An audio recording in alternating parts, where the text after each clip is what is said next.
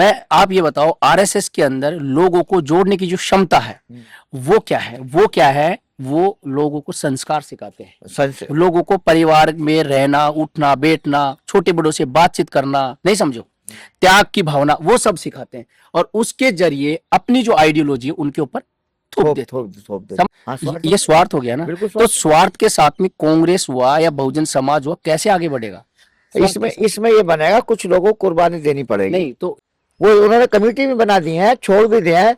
जो गांधी का विरोध करेगा वो कांग्रेसी हो ही नहीं सकता, ये बता दो। वही मैं कह रहा हूँ, उसमें लोग अच्छे लोग भी आरएसएस में, मैं ये नहीं कहता आरएसएस में अच्छे लोग नहीं। आरएसएस है वो किसानों का भी उनका अपना संगठन है, एक मजदूरों का अलग से संगठन नहीं, वो तो डुप्लीकेट बना रखा उनको मिसगाइड करने के लिए, गुमराह करने के लिए।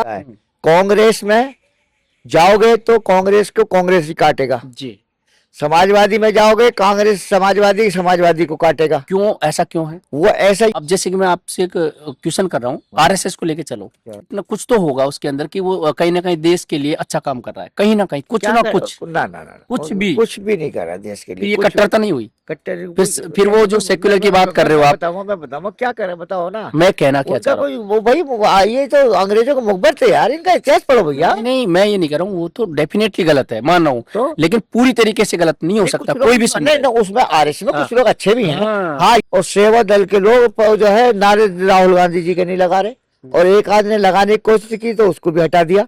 तो इसमें सेवा दल हो चाहे क्या नाम तुम्हारा कांग्रेस कमेटी हो, इसमें 20% लोग आरएसएस के घुस चुके हैं। इससे क्या होगा, कह रहा हमारा जब इतिहास लिखा जाएगा तो हम बुझाने वालों में लिखे जाएंगे, आग लगाने वालों में नहीं लिखे। फॉर्मर कैंडिडेट लोकसभा अमरोहा, विधानसभा दिल्ली, और अच्छी सोच राष्ट्रीय अध्यक्ष, नेशनल प्रेसिडेंट, सेवा दल ज्वाइंट सेक्रेटरी, प्रदेश सेक्रेटरी, और मैं 30 साल से संघर्ष कर रहा हूँ दिल्ली में।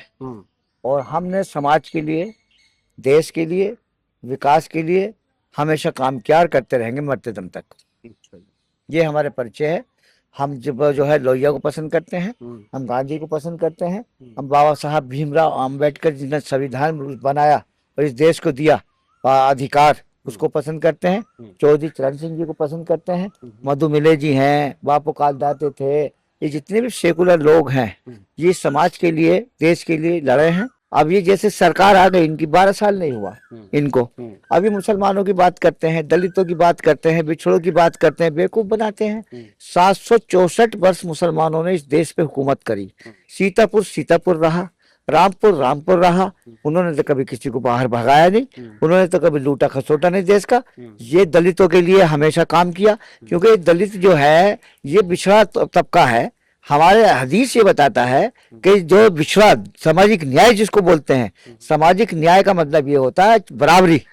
हमारे हुजूर सल्लल्लाहु अलैहि वसल्लम ने लेडीज, जो लड़की होती थी इसको कत्ल कर दिया करते थे पहले, उन्होंने दर्जा लेडीज को दिया सबसे पहले। और ये सामाजिक न्याय का मतलब है दलित है, बिछड़ा है, जो वैसा गरीब तबका है उसको ऊपर आना चाहिए। वही वीपी सिंह ने किया। तो ये जो लोग हैं, मनुवादी जो लोग हैं, ये चाहते हैं हम तो एसी में लेटे और ये पंखे में भी ना सोए। जहाँ दलित पिछड़ों के लिए कोई काम करता है, लालू हो, माया हो, मुलायम हो, या अखिलेश यादव जी हो, या राहुल गांधी जी हो, तो इनके सांप सूंघने लगते हैं। 95 चैनल ऐसे हैं अडानी के, वो सारे दिन झूठ फैलाते हैं, झूठ को सच, सच को झूठ। अब लोग मिसगाइड, गुमराह हो जाते हैं। जब गुमराह हो जाते हैं तो लोगों को क्या पता असलियत क्या है। तो जैसे कि सेक्युलर की आप बात कर रहे हो, तो सेक्युलर से आप क्या समझते हो? सेक्युलर क्या चीज है? सेकुलरिज्म का मतलब है सर, क्या नाम है, भाईचारा, आपस में हिंदू मुस्लिम एकता, और देश के लिए, समाज के लिए, सबके लिए बराबरी का दर्जा, पक्षपात ना हो। सेकुलरिज्म का मतलब है पक्षपात ना हो, जातिवाद ना हो, नीच ऊंच ना हो, और कट्टरपंथी सोच ना हो। तो इस सेकुलर को बनाए रखने के लिए क्या आपको लगता है राहुल गांधी ठीक है? हाँ, राहुल गांधी जी ठीक है। राहुल गांधी जी को चाहिए, राहुल गांधी जी को चाहिए कि जो है सेकुलरिज्म को बढ़ावा देना है तो लालू प्रसाद के लड़के को आगे लेकर के आए, बहन मायावती जी को आगे लेकर के आए, और अखिलेश यादव को लेकर के आए। अगर सच्चे सेकुलरिज्म को बढ़ाना है और भैया दिखावटी करना, रोल मचानी आपस में, 10 साल तो और 10 साल तो और 10 साल तो कुछ भी करते रहो। हम तो समझदार आदमी है, हमें 60 साल की उम्र हो गई, हम समझते हैं सब चीजों को। तो ऐसा है, इसलिए हम चाहते हैं, राहुल जी को भी एक मैसेज देना चाहते हैं राहुल जी का जब हम कांग्रेस कमेटी में जाते हैं तो नारे तक के राहुल जी गांधी के नहीं लगाते। अभी एक प्रोग्राम हुआ था राहुल गांधी जी का, वो सेवा दल में लोग भरे हुए हैं और सेवा दल के लोग जो है नारे राहुल गांधी जी के नहीं लगा रहे, और एक आदमी ने लगाने की कोशिश की तो उसको भी हटा दिया। तो इसमें सेवा दल हो चाहे क्या नाम तुम्हारा कांग्रेस कमेटी हो, इसमें 20% लोग आरएसएस के घुस चुके हैं, इसलिए सेकुलरिज्म को मजबूती नहीं देना चाहते। बहुत बड़ा आरोप लगा रहे हो आप। मैं आरोप नहीं लगा रहा, मैं कह रहा हूँ इसमें घुस चुके हैं। अब राहुल जी को मैसेज इसलिए हम दे रहे हैं कि इसको सिस्टम को चेंज करेंगे वो, और कर भी रहे हैं। वो उन्होंने कमेटी भी बना दी है, छोड़ भी दिया है। जो गांधी का विरोध करेगा वो कांग्रेसी हो ही नहीं सकता, ये बता दो। अब जो सेक्युलर की आप बात कर रहे हो, ठीक है, सेक्युलर का मतलब सर्वधर्म समभाव, बिल्कुल ठीक है, सभी समुदायों को लेकर साथ में चलने वाला। तो इसमें जो आप बात कर रहे हो, इसमें तो कहीं ना कहीं सवर्ण समाज भी आ जाते होंगे, है ना? भी है। हाँ है। हाँ, तो आप उनको क्या मैसेज अब भी है? गांधी कौन थे? गांधी का इतिहास पढ़ो, हम गांधीवादी हैं। गांधी कौन थे? गांधी को हमारे दलित भाई जो आज भी नहीं समझ पाए। गांधी को जो थोड़ा विरोध करते हैं, 3 जने करते हैं, ये तो मैं बहुत पॉइंट की बात आ रही हूँ और ये कोई बताएगा नहीं। एक आरएसएस, एक हमारे जाटव जो आरएसएस के टच में है, ताकि उन्हें ये ना लगे कि ये गांधी भोजन को अलग करना चाहते हैं। गांधी एक बनिया था, गांधी जी बनिए थे, और उनको भी जो उसने कहा तो उसको भी मार दिया इन्होंने। क्यों? कौन लोग थे वो? गोट से कौन था बताओ? गांधी जी जो है, ऐसा नहीं है गांधी विरोधी दलित विरोधी थे, नहीं, मैं नहीं मानता गांधी को दलित विरोधी। हाँ, हमारे दलित पिछड़ों के कुछ दिमाग में घुस चुका है, क्योंकि हम जब जाते हैं ना, जो सर्वे अपने हिसाब से बताते हैं, तो उनके दिमाग में ये गांधी नहीं। पूरी दुनिया में कहीं चले जाओ तुम, गांधी को क्यों पूछते हैं भाई? और जो भी आता है समाधि पे गांधी को क्यों जाता है? कि गांधी के अंदर बहुत सी चीजें ऐसी थी। अब एक जैसे तुम्हें देखा होगा, हमारे अंबेडकर साहब को आज तक इन मनोवादियों ने पार्लियामेंट में नहीं जाने दिया। पढ़ लेना, नेट के जमाना, किसने भेजा? मुसलमानों ने भेजा, जाने नहीं दे रहे थे। मुसलमानों ने धक्का लगाया, पार्लियामेंट में भेजा।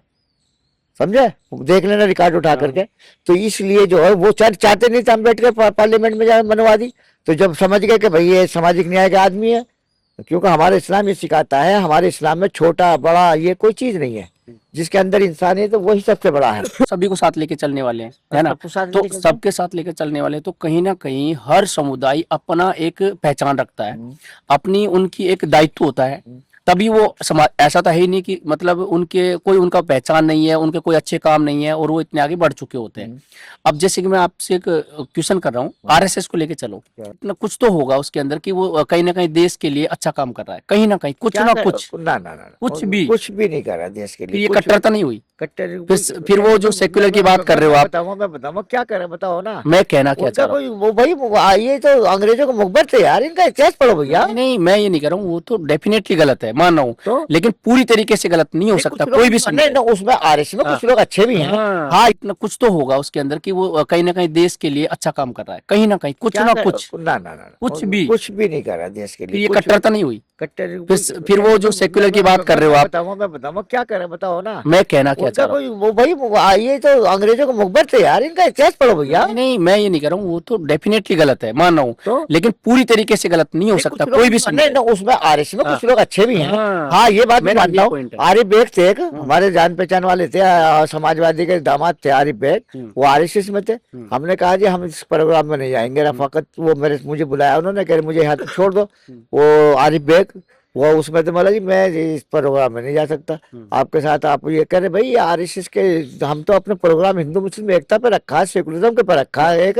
तो उस प्रोग्राम में जब उन्होंने हमें समझाया कि भाई ये, मैं बोला झंडा तो नहीं होगा बीजेपी का? नहीं। तो हमने देखा तो वो उसमें हिंदू मुसलमान दलित पिछड़ा सबका था, हम वही मैं कह रहा हूँ, उसमें लोग अच्छे लोग भी हैं आरएसएस में।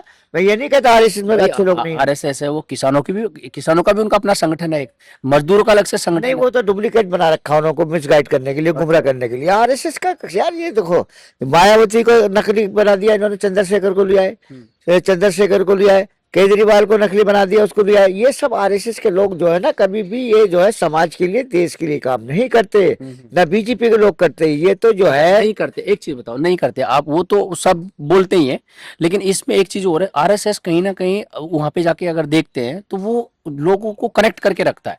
अब 100 साल इतना बड़ा संगठन है, 100 साल वो चल रहा है। हाँ। तो आप सोचो, इंसान इतना मूर्ख तो है नहीं, नहीं, हाँ, कुछ ना कुछ तो उनको वहां पे। मेरे खूबी है, मैं बताऊँ हाँ। खूबी क्या है। कांग्रेस में जाओगे तो कांग्रेस को कांग्रेस ही काटेगा, जी।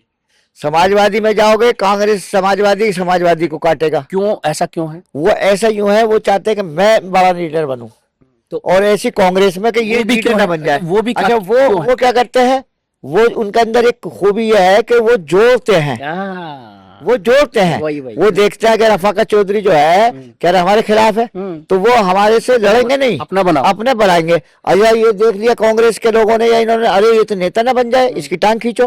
तो हमारे जो लोगों में कमी है, कांग्रेस में हो, बीएसपी में हो, समाजवादी में हो, ये हमारे लीडरों तो को ये स्वार्थ हो गया ना। हाँ, स्वार्थ ये स्वार्थ हो गया ना। बिल्कुल तो स्वार्थ के साथ में कांग्रेस हुआ या बहुजन समाज हुआ, कैसे आगे बढ़ेगा? इसमें ये बनेगा, कुछ लोगों को कुर्बानी देनी पड़ेगी। नहीं तो ये, अब एक बात बताओ, आरएसएस जो है, ठीक है, वहां पे अगर कोई विरोधी तबका है, उसको भी जोड़ने की ताकत रखता है, उसको भी अपना बनाने की ताकत रखता है, क्योंकि उनके पास में लॉन्ग टर्म की सोच है, आगे की सोच है। यहां तक जो अब आप जो बात कर रहे हो बहुजन समाज की, ठीक है, कांग्रेस को भी मान लो, ये क्या करते हैं, क्या होता है, स्वार्थ के पीछे अपनी आइडियोलॉजी को त्याग देते हैं। मानते हो कि नहीं? बिल्कुल बिल्कुल मानते हो? अब एक बात बताओ, नीतीश कुमार समाजवादी था, है, सीएम को बना दिया, उसको बना दिया। जेटली जो थे, जेटली ले गए थे। अब तो बहुत राज की बात बता रही हूँ मैं, जिस शायद तुम्हें भी नहीं पता, और ये इसका इतिहास है। जितने भी ये मशीनों को जानते थे, सिस्टम को, सारे गायब हैं। गायब जो है, जेटली ने नीतीश कुमार को इसलिए लेकर के गया था वहां पर, जेटली जी हमारे, के उसे बिठाना था, लालू को रोकना था।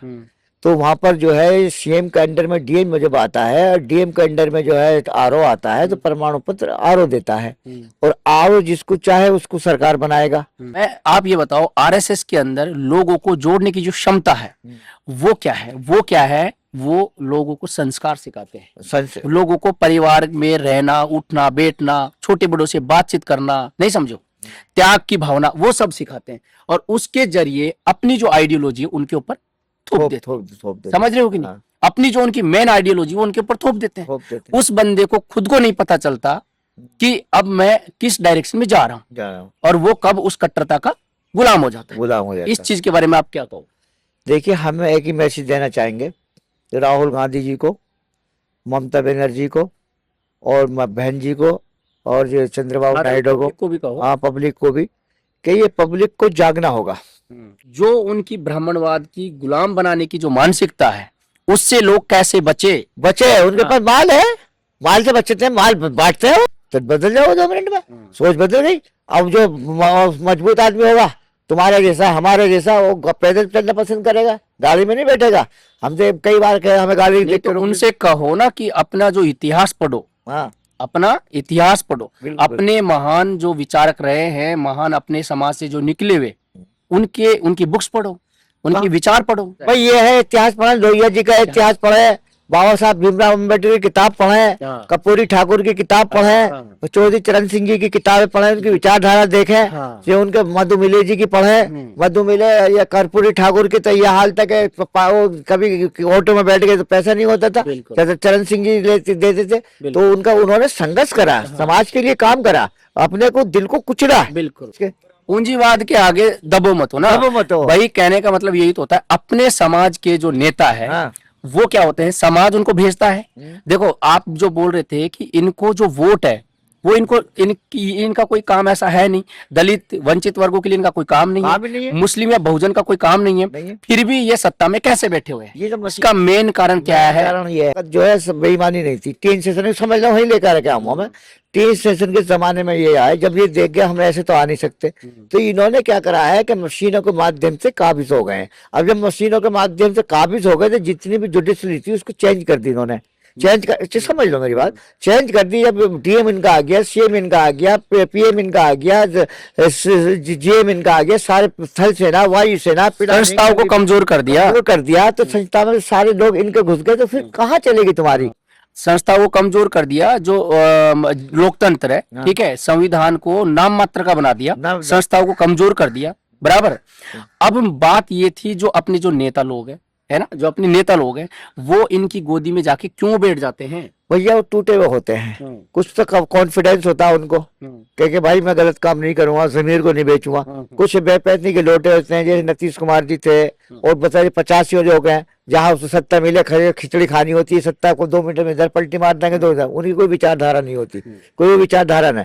तो उससे संगठित रहो, होशियार रहो। विचारधारा लोहियावादी हो, गांधीवादी हो, अम्बेडकरवादी हो, चौधरी चरण सिंहवादी विचारधारा से जुड़े रहो, डटे रहो। इनका ऐसे भी कहा जाता है कि ये अपने जो समाज है, बहुजन समाज, उन्हीं नेताओं को आगे बढ़ाते हैं जो थोड़े बहुत भ्रष्ट टाइप के हो, ताकि उनको ब्लैकमेल किया जा सके। हाँ, तो उनका पर्चा बना रहे हैं। अब चंद्रशेखर जी को क्यों बना रहे हैं? चंद्रशेखर जी की अभी एक सीडी में निकली आई थी, सीडी आई थी, उसमें पैसा लेते हुए, गाड़ी देते हुए बीजेपी ने दी थी सारे में। तो हमें तो पता ही नहीं था ये बीजेपी के वो हैं। जब वो आई थी तो उसमें ही सारा में फैला, जब पता चला कि भाई ये जो है इस तरीके के बंदे हैं, तो इसलिए जो है ना, इससे संगठित रहो, होशियार रहो, खाली पेट खाली जेब। आप क्या बोल रहे हो, चंद्रशेखर जी को भ्रष्ट बता रहे हो?